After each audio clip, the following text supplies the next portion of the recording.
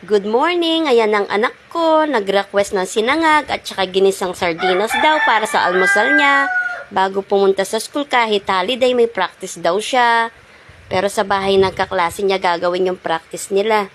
Ayan na yung ginisang sardinas niya. Actually, yung anak ko mas gusto niya yung pulang sardinas kesa sa puting sardinas na Hokkaido. Kinakain din niya yun pero mas gusto niya talaga yung pulang sardinas. May kamatis na yan.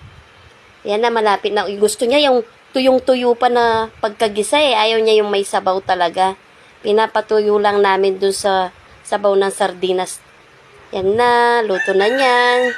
Actually, excited na siya. Sabi nga niya, mapaparami yung kakainin niya sigurado. Hindi siya magugutom sa pupuntahan niya. Yan na, see, luto na. Tapos yung sinangag niya, igigisa ko rin din dyan. Ayan na siya, para mas masarap siya. Tapos, pinapalagay niya ng 2 itlog. Parang fried rice na rin. Kaya lang, sardinas nga lang. At saka itlog yung ano niya. Ayan yung sa kanya, yung rice. Gusto niya ng ganyan. Actually, dati, ang daddy niya gumagawa niyan pag umaga.